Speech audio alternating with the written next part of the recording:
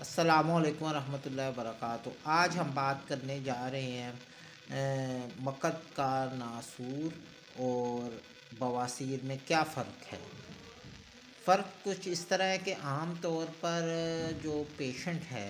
उन्हें इसमें फ़र्क नहीं मिलता, और जब उसे कोई भी मकद की या पखाने के हवाले से जब उसे जलन और इस किस्म की अलामात आती हैं तो वो फ़ौरन जो है वो स्टोर की तरफ भागता है, होम्योपैथिक स्टोर की तरफ, हर्बल स्टोर की तरफ, और सेल्फ़ मेडिकेशन के तौर पर काफ़ी ज़्यादा कम्बिनेशन और मार्केट में जो अद्वियात होती हैं, क्योंकि दवा फ़रोश ने अद्वियात को सेल करना है तो वो उन्हें वो बताता है कि मुझे जो है वो मकद का जो है वो मसला है, तो वो सिम्टम्स नहीं लिए जाते और उन्हें काफ़ी कम्बिनेशन वगैरह वो बेजा कम्बिनेशन महीना 2 महीने साल 2 साल और कुछ अरसा वो इस्तेमाल करता रहता है, मगर उसे जब अफाका नहीं होता और जो मामलात हैं वो काफ़ी बिगड़ जाते हैं, पेचीदा हो जाते हैं, तो फिर वो मालिज के पास जाता है, होम्योपैथिक मालिज या दूसरे अंग्रेज़ी मालिज के पास जाता है, जिस पर जो है वो अद्वियात जो है मुआयने से या फिर अलामात से जो मालिज है उसे कदरे अंदाज़ा हो जाता है कि मसला क्या है। अब बवासीर जो है वो सिंपल मकद के जो एनस है, एंड ऑफ द इंटेस्टाइन, जहाँ से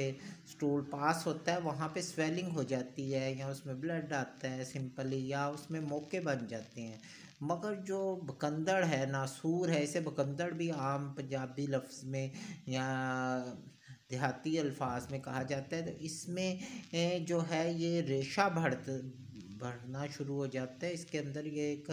समझ लें कि ऐसे ही एक गिल्टी है, जैसे किसी आम जिल्द के ऊपर एक गिल्टी बन जाती है और उसमें पीप पैदा हो रही होती है, और पीप जब बढ़ती है तो उसकी तकलीफ़ात ज़्यादा होती हैं। जब वो बढ़ के फट जाता है, पीप खारिज हो जाती है, उसे कदरे सुकून मिलता है। तो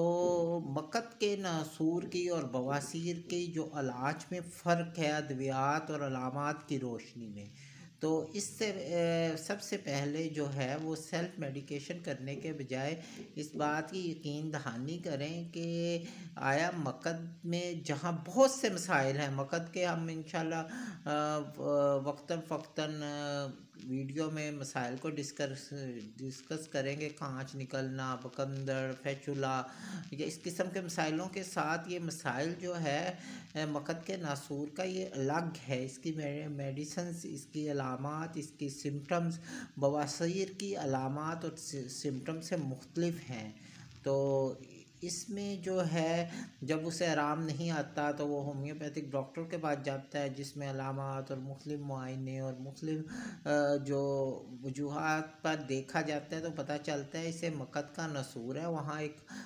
फोड़ा बना हुआ है जिसमें रेशा है, और रेशे वाला फोड़ा जब बढ़ता है तो उसकी तकलीफ़ात बहुत बढ़ जाती हैं, उसमें जलन होती है, वो तड़पता है, और बाज़ औक़ात ऐसा होता है कि मरीज़ों को साल साल नहीं पता चलता। आखिरकार वो जब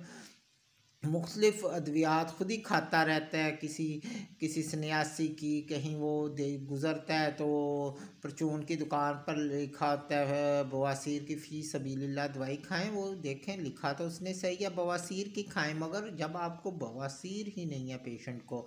तो वो बवासीर की दवाई कहाँ काम करेगी, नहीं करेगी। और जब वो ऑपरेशन के लिए जाता है एट द एंड हॉस्पिटल, तो उन्हें बताते हैं कि ये आपकी बवासीर नहीं है, मोको वाली भी बवासीर नहीं है, ये आपका मकद का नसूर है, और इसका जो है वो ट्रीटमेंट जो है बवासीर से कदरे मुख्तलिफ है। अब तक के लिए इजाज़त दें होम्योपैथिक डॉक्टर मोहम्मद उमर अकबर को। इंशाल्लाह नेक्स्ट वीडियो में हम